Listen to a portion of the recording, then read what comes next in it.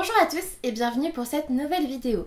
Aujourd'hui j'ai décidé de vous faire un update lecture un petit peu spécial parce que comme vous le savez je me suis pas mal remise au manga et du coup on va parler de mes derniers mangas lus et je vais vous en présenter 7. Du coup je vais commencer par le manga Chronos Roller, c'est écrit par Pangea et c'est sorti chez Kana. Dans ce manga nous allons suivre Kiri et Victor qui sont des Chronos Rulers, donc des maîtres du temps. Dans ce premier tome, on va surtout apprendre à les connaître et puis aussi apprendre à connaître leurs pouvoirs. Je vous montre la couverture en numérique parce que c'est un manga que j'ai prêté à ma petite sœur. Vous allez voir que dans ceux dont je vais parler, il y en a beaucoup que j'ai prêté à ma petite sœur et du coup il y en a très peu que j'ai en papier là, ici. Mais c'est pas grave, au moins ça montre que ça m'a plu. J'ai beaucoup apprécié ce manga, je dois avouer que le premier tome était vraiment sympa. On va découvrir un nouvel univers, on va découvrir leurs pouvoirs et puis leur duo est franchement drôle et touchant. Si jamais le fait de maîtriser le temps, tout ça, ça vous attire, je vous conseille vraiment ce manga. J'ai très hâte de découvrir le tome 2. Je l'avais acheté en même temps que le tome 1 et pourtant je l'ai toujours pas sorti. Je sais pas pourquoi parce que vraiment pour le coup le tome 1 m'avait beaucoup plu. En fait on va avoir droit à un duo très explosif. Kiri est assez exubérant, il est assez matu vu, là où Victor lui va être plutôt dans la retenue, plutôt dans la réflexion. Donc c'est un duo qui marche très bien ensemble et qui est plein d'humour. On va donc avoir droit à ces deux acolytes très singuliers et charismatiques et ils vont nous présenter une histoire qui donne vraiment très envie d'être poursuivie. Du coup je vous conseille vraiment ce tome 1 si jamais vous voulez découvrir cette histoire. Je peux pas trop vous en dire sans vous spoiler, moi j'ai juste hâte de découvrir la suite. Ensuite j'ai décidé de vous parler de L'Enfant et le Maudit, le tome 1 de Nagabe aux éditions Comique. C'est un manga que j'ai découvert grâce à ma soeur qui a acheté le premier tome au salon du livre de Paris je crois. Et je l'ai découvert tout de suite et je dois vous avouer que j'ai acheté directement les 3 tomes suivants une fois le premier lu tellement ça a été un coup de cœur pour moi. Dans ce manga nous allons donc suivre un enfant et un maudit. On va découvrir un univers très particulier peuplé de maudits qu'il ne faut pas toucher. Sinon je ne vous dirai pas ce qu'il vous arrive mais c'est quand même pas génial. Du coup le maudit va s'occuper de l'enfant en ne le touchant pas. Voilà, c'est quand même pas très facile hein. J'ai adoré l'ambiance de ce manga, je crois que tout dans ce manga réside dans l'ambiance. C'est une ambiance très sombre, très pesante. On sait qu'il peut arriver n'importe quoi, n'importe quand. Et j'ai été totalement happée par ça. Les planches sont magnifiques. Il y a des dessins sur lesquels on reste pendant plusieurs secondes plutôt que de passer de bulle à bulle. Parce que pour le coup c'était vraiment très joli. En gros on va plonger dans un univers scindé en 2 mondes. L'intérieur, là où vivent les humains, et l'extérieur, là où sont bannis les maudits. Et du coup en fait cette enfant s'appelle Shiva, elle a été abandonnée, recueillie par un maudit qui l'appelle elle le professeur et qui lui cache la vérité sur ses origines. J'ai adoré, l'ambiance est sombre, c'est vraiment très beau. Je vous conseille ce manga si jamais ça vous dit. Si vous n'êtes pas dans de l'action à fond, parce que c'est pas du tout ce qui se passe. C'est pas de l'action à fond les ballons, c'est une question d'ambiance, une question de suspense. Et puis en plus on finit sur un cliffhanger, il faut que je lise le tome 2 tout de suite. Ensuite j'ai lu le tome 1 de L'Atelier des Sorciers de Kamome Shirahama aux éditions Pika. Je pense que vous l'avez vu un petit peu partout, je l'ai juste adoré. En fait on va suivre Coco qui est une humaine et qui rêve de devenir une sorcière.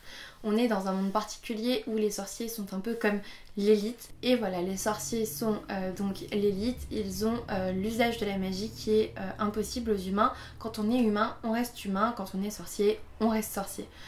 Et en fait, ce que j'ai beaucoup aimé dans ce premier tome, c'est qu'il ne fait pas que poser les bases de cet univers, il va beaucoup plus loin que ça. Coco va donc apprendre la magie, je ne vous en dirai pas plus sur ça, parce que c'est assez intéressant.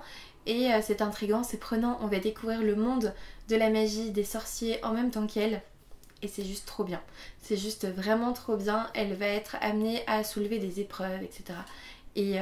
Et c'était génial, vraiment c'était génial. On reste là encore sur une fin qui nous donne envie de savoir la suite. L'univers est très bien fait.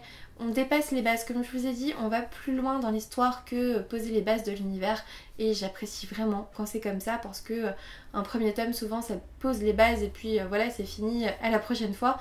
Et là non, ça va plus loin et c'était vraiment top. Côté graphique, on a des planches qui sont là pour vous couper le souffle en fait tout simplement. Vous restez quelques secondes sur les planches tellement c'est bien fait, tellement c'est bien dessiné et voilà, je ne peux que vous conseiller ce manga parce que vraiment je l'ai beaucoup apprécié, j'ai hâte d'avoir la suite. Je l'ai même pris en édition collector, du coup j'avais le petit artbook avec et j'ai adoré le parcourir, alors que moi d'habitude les artbooks franchement je m'en fiche mais vraiment, et là je regrette vraiment pas mon achat en version collector. Ce manga a été un petit coup de cœur pour moi et je ne peux que vous le conseiller chaudement. Ensuite je vais vous parler de No Game No Life, le tome 1 de Yu Kamima aux éditions Ototo. Je vous en parle rapidement parce que c'est un manga que je n'ai pas du tout apprécié. Je vais vous expliquer pourquoi. Dans cette histoire on va suivre Sora et Shino qui sont frères et sœurs et qui vivent chez eux. Ils sont déscolarisés parce qu'ils sont à fond dans les jeux vidéo. Ce sont les meilleurs et en fait ils vont se retrouver embarqués dans un jeu vidéo grandeur nature.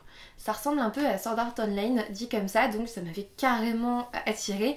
Je m'étais lancée sur le tome 1 et je me suis aperçue que ça n'allait pas dans ce que je pensais. Ça n'était pas du tout ce que je pensais. En fait, ils vont atterrir dans un monde où tout est régi par les jeux, donc pour deux gros geekos comme ça super doués, c'est génial. Franchement, j'ai vraiment cru que c'était un genre de Sword Art Online qui a été vraiment très bien. Et en fait, on se retrouve avec deux personnages qui deviennent un peu tendancieux. Déjà, au début, on voyait pas mal la petite culotte de la gamine, alors que clairement, c'était une enfant. C'était un petit peu étrange. Et en fait, à un moment donné, je crois que c'est ça qui m'a fait détester ce manga. En fait, j'ai été brutalement refroidie au milieu du manga parce qu'on n'arrête pas d'insister sur le fait que le grand frère est puceau et il aimerait bien quand même obliger une jeune fille à tomber amoureuse de lui parce que voyons, sa sœur est canon mais quand même ça se fait pas de la toucher. Pardon. C'était très inattendu dans ce genre d'histoire. Quand je vous dis le résumé comme ça, je pense que vous vous y attendiez pas non plus. Et en fait je suis arrivée dessus en mode ok, il est puceau et il veut obliger cette nana là à tomber amoureuse de lui parce qu'il a des scrupules à se faire sa sœur. Très bien. Non, juste non. Ça m'a vraiment énervée en fait. Et puis après il y avait des scènes, des planches très hentai quoi. Enfin j'ai eu l'impression d'avoir un hentai en face de moi avec des seins qui sortaient de partout, des culottes partout. Enfin Du coup au final, passé la moitié, tout est allusion graveleuse, tatage de nichon. Voilà, c'est que ça, je l'ai fini mais comme ça, vous voyez, en mode je le finis vite. Je ne l'ai pas en papier parce que je l'ai revendu dès que j'ai fermé, dès que j'ai tourné les dernières pages parce que je pense que je les ai pas lues. J'en pouvais plus. Voilà, c'est pas du tout ce à quoi je m'attendais, j'étais très déçue. Ensuite, j'ai lu l'Académie musicale Alice de Tachibana Higuchi aux éditions Glénat. Alors, je suis passée un petit peu à côté de ce manga, je dois l'avouer. De base, il y avait déjà l'Académie Alice de ce même auteur. Et là, on va être dans une académie musicale donc qui est spécialisée dans tout ce qui est comédie musicale, etc. Donc il y a du chant, de l'opéra, tout ça. Et le fait d'être une Alice, c'est le fait d'avoir un pouvoir spécial. Et on va suivre une jeune fille qui n'a pas de pouvoir spécial mais qui a été recrutée quand même dans l'académie musicale Alice avec d'autres jeunes filles qui n'ont pas de pouvoir spécial. Du coup on va découvrir cet univers, c'était plutôt bien, les différents pouvoirs spéciaux, etc. C'était plutôt sympa. La jeune fille elle est à la recherche de son grand frère qui avait été embarqué dans une académie Alice.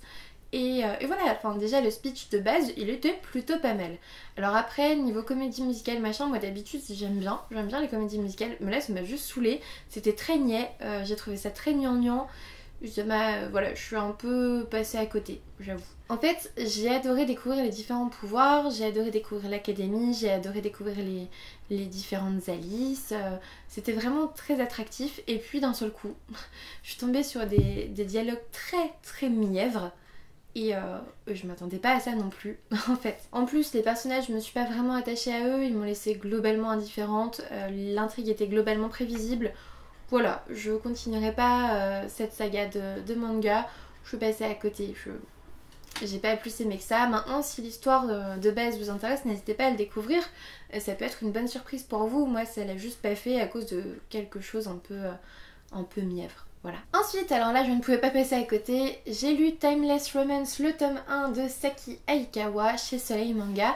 En fait, si j'ai voulu le découvrir, c'est parce que ce manga m'a beaucoup fait penser à un drama que j'ai regardé il y a quelques mois qui s'appelle Scarlet Heart Rieyo.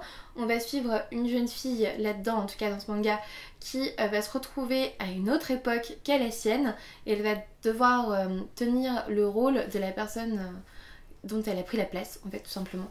Et c'est exactement le speech du drama que j'avais regardé qui m'avait littéralement brisé le cœur, il faut le dire. Donc j'espère vraiment que ce manga va me réconcilier avec le drama parce que le drama se finit pas bien et ça m'a brisé le cœur. Et du coup j'espère que Timeless Romance ça sera différent et que j'aurai enfin une fin que je veux. Vous voyez, histoire que ça me réconcilie. J'avais besoin, je pense que c'est genre comme un travail de deuil ou un truc comme ça, c'est un petit peu pareil. Et du coup voilà, j'ai bien aimé les personnages dedans, on va rencontrer plusieurs personnages masculins à l'époque où elle arrive. Et c'est assez drôle, c'est assez frais. Non, c'était vraiment sympa, j'ai le tome 2 dans ma pile à lire, j'ai trop hâte de le sortir. Le personnage principal s'appelle Akari, elle est pétillante, elle est pleine de vie, elle est vraiment vraiment sympa. Le personnage principal qui ne m'a pas agacée, qui a du répondant aussi, et ça c'est important. Du coup je continuerai cette saga avec plaisir, n'hésitez pas à le découvrir pour en savoir davantage parce que pour le coup un manga ça se lit tellement vite que je peux pas trop vous en dire non plus.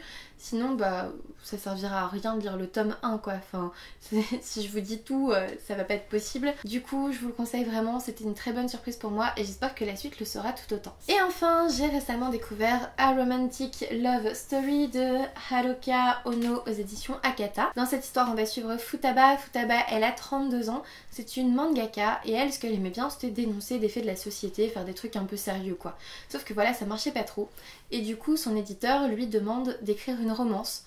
Une romance à cette femme de 32 ans qui n'a jamais eu de petite amie, qui n'est jamais tombée amoureuse et qui se fiche bien de l'amour en fait. Elle ne comprend pas le sentiment amoureux et du coup écrire un shoujo pour elle c'est clairement compliqué, surtout quand celui-ci rencontre un succès qu'elle n'attendait pas. On lui pose des questions auxquelles elle ne sait pas répondre, elle ne comprend même pas sa propre œuvre en fait finalement. Elle imagine ce que c'est d'être amoureux, elle imagine ce que c'est que le sentiment d'amour, mais tout ça pour son shoujo en fait. Elle ça l'intéresse pas du tout, c'est une jeune femme carriériste. Il y a un petit message féministe quand même dedans. Là vous voyez deux personnages masculins, en fait il y a un scénariste de 40 ans qui est attiré par elle, donc 10 ans de plus, et un assistant qui est aussi attiré par elle de 10 ans de moins, il a 20 ans. Du coup on va être face à un triangle non amoureux et ça aussi ça change. J'ai trouvé ce manga super frais en fait, je m'attendais pas à ça. Ça change des shoujo habituels, ça m'a fait du bien.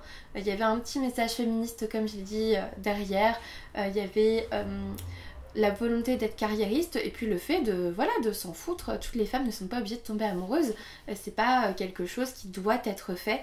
Et j'ai trouvé ça vraiment rafraîchissant, j'ai trouvé que ça changeait, que c'était original et si jamais ça vous intéresse n'hésitez pas à le découvrir, c'était vraiment top. Je suis certaine de continuer cette saga parce que je veux voir ce qu'il advient de ces trois là. Cette vidéo est maintenant terminée, j'espère qu'elle vous aura plu. N'hésitez pas à me dire ce que vous avez pensé des mangas dont je viens de vous parler, si ça vous a donné envie de les découvrir, si vous les avez déjà lus, ce que vous en avez pensé, parce qu'on n'est pas obligé d'être d'accord, ça c'est sûr.